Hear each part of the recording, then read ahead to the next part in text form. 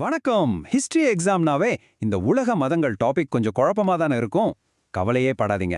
இந்த முழு விளக்கமும் அந்த கஷ்டமான டாபிக்க ரொம்ப ரொம்ப சுலபமா மாத்தி நீங்க எக்ஸாம்ல சூப்பரா மார்க் வாங்க ஹெல்ப் பண்ண போகுது. வாங்க ஆரம்பிக்கலாம். எக்ஸாம் ஹால்ல உட்காந்துட்டு சட்டுன்னு பைபிளா குர்ஆனா யாருது இதுன்னு ஒரு நிமிஷம் குழம்புனதுண்டா.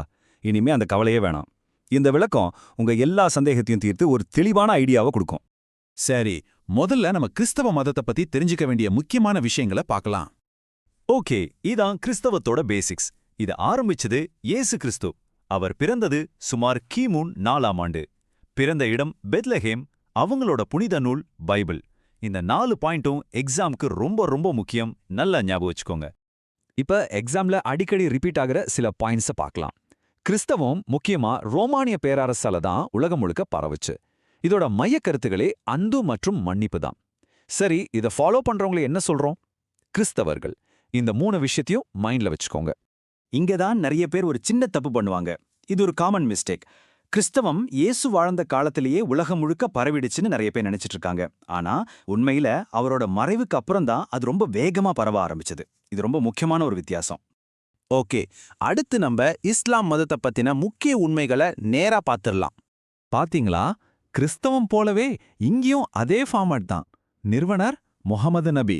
பிறந்தது கிபி 570. இடம் மெக்கா. மற்றும் புனித நூல் குர்ஆன்.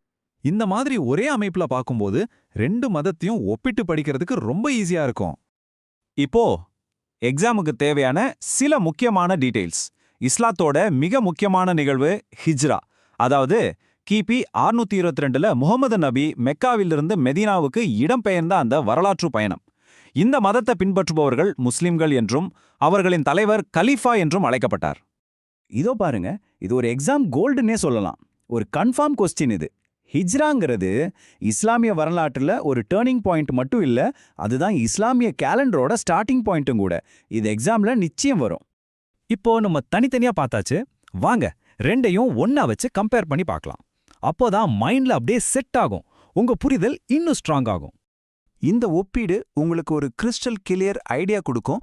மனசுல இருக்கிற சின்ன சின்ன குழப்பம் கூட இத பார்த்தா ஓடிடும். இந்த டேபிள் தான் உங்க ரிவிஷனுக்கான ஒரு சூப்பர் வெப்பன். எல்லா முக்கியமான வித்தியாசங்களும் இங்க ஒரே இடத்துல இருக்கு. நிறுவனர் இயேசு முஹம்மது. நூல் பைபிள் குர்ஆன். இடம் பெத்லஹேம் மெக்கா. முக்கிய நிகழ்வு சிலுவையில் அறைதல் ஹிஜ்ரா.